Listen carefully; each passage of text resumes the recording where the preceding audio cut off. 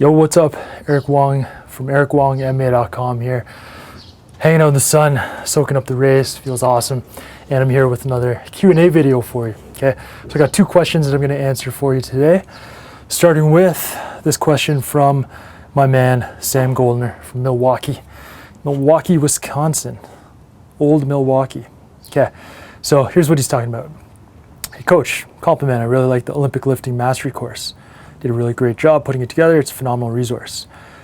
This question is, after finishing the course, what am I supposed to do? How do I implement the Olympic lifts into my workout/training MMA schedule? How many reps, sets, length of rest? How do I progress? Great question. He also added a little comment here about the hip flexibility solution, saying that he did that program before the Olympic lifting mastery course, which is always a good idea because you got to get deep in those squats, and the hip flexibility solution will help you with that. And he said he stopped doing the hip flexibility solution when he started the Olympic lifting mastery course, and his hip flexibility didn't decrease at all. And the reason why that is because the Olympic lifts work that full range of motion. And they're not just working flexibility, but they're also working strength, stability, power, all the different components. That's why you can keep it. So once you have that flexibility that you gain through HFS, you can keep it with movements, functional movements, MMA, things like that. They stay, your gains stay. That's the best thing about the flexibility solution, okay? So how do we add these exercises? What I suggest, if you've got the course, then you see how I progress the movements through the rapid mastery training sequence. You can do the same kind of thing. So if you're doing weights 2 days a week, which is what I recommend for MMA, you're gonna pick like a snatch type movement and pick a clean and jerk type movement, okay? It could be the full moves or it could be just a partial moves. Just keep rotating through them. Do them at the start of your workouts, after your warm up, of course. And you're going for quality. So a few reps per set, maybe 1 to 3 reps at most per set, higher numbers of sets. So anywhere from like 4 up to 8 sets, okay? And you're never trying to work, like grind through the movements. You're trying to be fast and explosive. Therefore, you want to take as much rest as you need in between sets. So that's how I recommend. You can do any of the movements, pick one from each pattern, so the snatch or the clean and jerk, do one before each workout, and you're good to go, okay? So those are the general guidelines. You can just follow along the rapid mastery training sequence, pick the exercises from the different levels there, and you'll be good to go.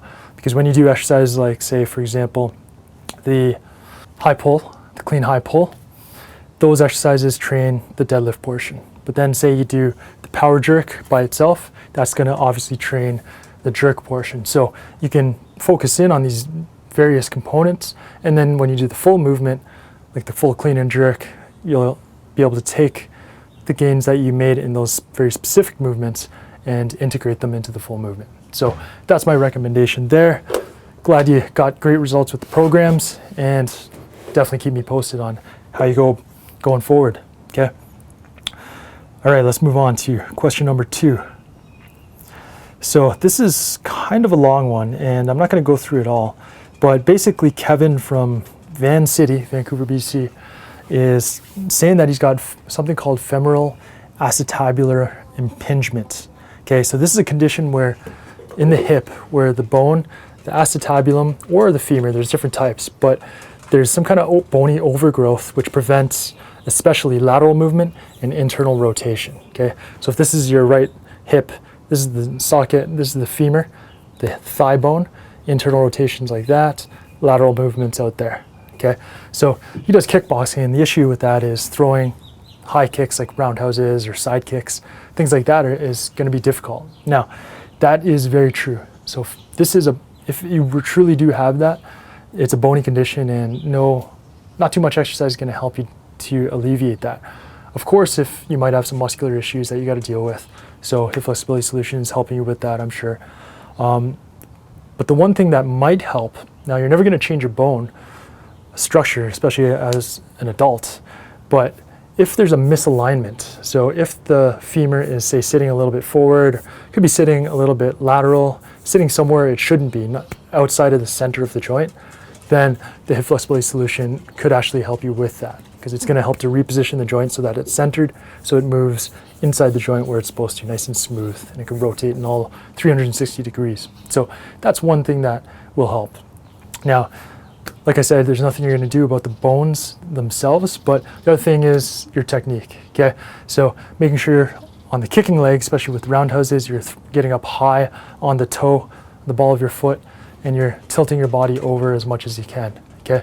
So if you're just trying to stand straight up and throw a high roundhouse kick, that's going to be really tough with femoral acetabular impingement. But if you tilt your body right over, so why don't I go over here? So if you're just trying to throw like a lateral kick like that, like a side kick, Kung Lee style, that's gonna be really tough. But if you're gonna tilt your body over, you can get your leg quite a bit higher, okay? And go up on the ball of your foot so that you can get the leg up and it's not that much lateral motion. It's more coming from the groin and the body positioning. All right, so Kevin, keep those things in mind. They might help. Give it a shot and let me know how it goes, okay? So that's it for today. I'm gonna continue to sit here and enjoy the sun. All right, see you next time. Peace.